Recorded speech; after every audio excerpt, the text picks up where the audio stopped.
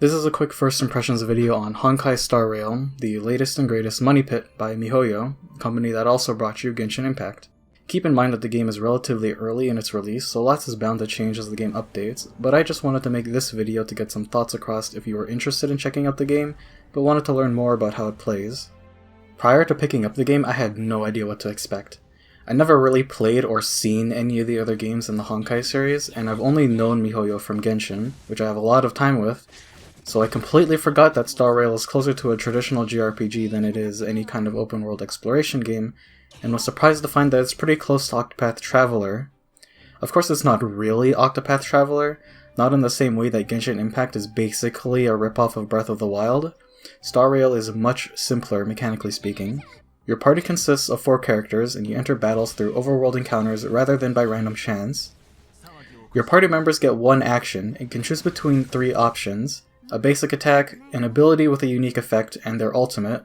Basic attacks are free, and they generate action points, up to 5, reminiscent of Octopath's boost points. However, these function like mana, and a character's ability costs 1 of these points to use. Ultimates are free, however you have to charge them up by performing the other actions first. Ultimates can be performed at the end of any unit's actions, allowing you to interrupt an enemy's turn to sneak in some damage, such as to eliminate an enemy who's about to attack. All party members have an associated element and a class, referred to as a path. The class indicates the member's job in battle, and their element is dealt whenever they do damage. Dealing an enemy's weakness as damage reduces their toughness gauge, which upon breaking has a variety of effects, such as dealing damage when their turn starts, reducing their stats, or forcing them to act later. It's important to note that unlike in Octopath, breaking opponent will not always force them to skip their turns, only certain breaks will do that, and enemies can act usually on the same turn that they recover from break. Character progression is simple, and it's similar to how Genshin Impact works. Characters gain EXP not from battles, but by using items, which are rewards from various things.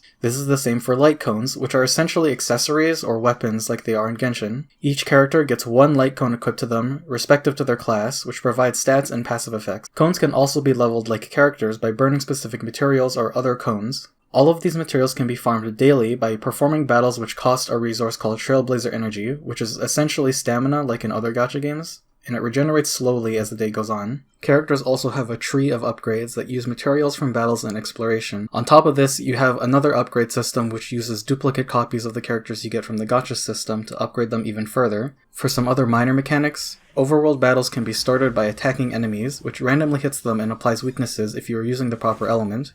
Overworld abilities, referred to as techniques, can be used by spending a regenerating resource. The effects vary, such as minor healing, or a stronger attack to start battles with. There's a lot of treasure and destructible items in the overworld, which is a fun reason to explore the world in more detail. Party members also basically heal for free when you're near a fast travel point. In general, I find the gameplay of Star Rail to be quite enjoyable, even if it's a bit basic. Granted, I generally enjoy most RPGs, so my opinion might be more biased towards it than others. Information about the enemies and their effects are easily accessible in the combat. The core gameplay is pretty easy to grasp, although this is largely due to the fact that there are so few mechanics in gameplay. I'm a pretty big fan of the way the game looks and sounds. MiHoYo is pretty good at animations and graphics at this point, and the aesthetic is very clean in Star Rail. The world is well modeled, there's lots of detail, and the bright colors contrast well and they stand out. I am somewhat biased towards the fantasy science fiction aesthetic present throughout the game, but I genuinely am a big fan of how MiHoYo has handled the aesthetics in their game, considering that the whole 3D anime thing never really took off until the last few years. Now, I'm no sound engineer, so all I can really say about the sound design is that the hits feel meaty, the voices are done well enough, although I only use the Japanese voices because English dubs hurt me, and the music, especially in the first level, slaps pretty hard.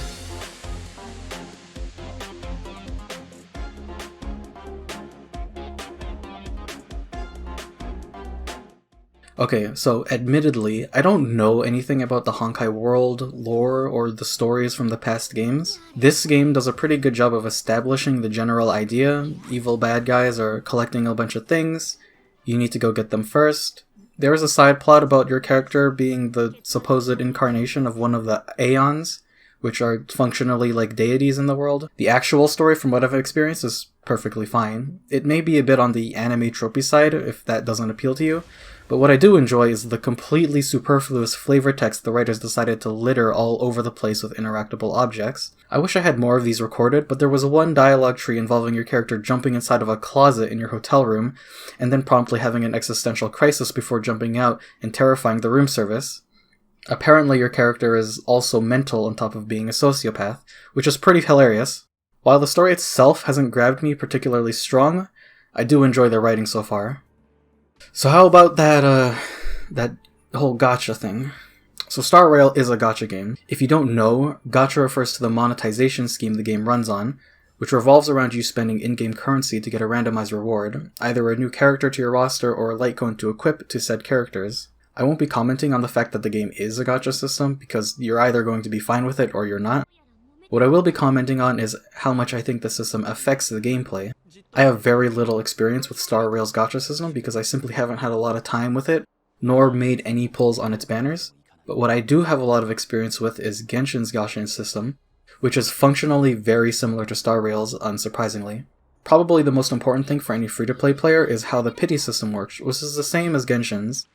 You get a guaranteed 5-star after 90 pulls, with your odds getting better and better as you reach that 90 pull pity.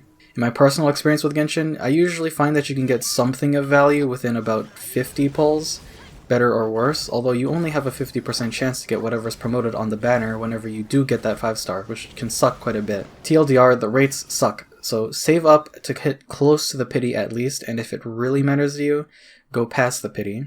You can get 60 stellar jades in a day from daily missions, and it costs 160 of these jades to make a single pull. These numbers are the same as Genshin, and it means that from dailies alone you can get 3 pulls every 8 days. You also get jades from weekly rewards from Simulated Universe, which is a combat trial reminiscent of Spiral Abyss from Genshin. This isn't factoring in any other rewards you can get from events, from quests, developer gifts, redemption codes, and the Battle Pass, although that last one only rewards pulls for the less interesting permanent banner. Doing the math, it sounds pretty bad.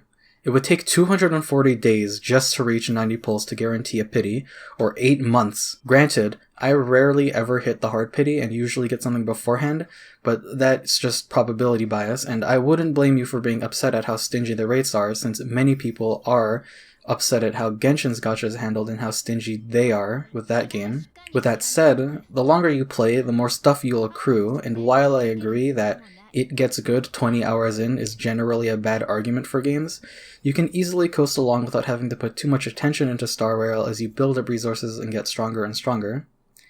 As it is with more decent and the fairer gachas that I've played, you eventually reach a point where you can settle on a solid team and just save up for whatever you want for as long as you want, as long as you have the willpower to resist the urge to pull for everything. One critical question you might have is, does the gacha system break team compositions?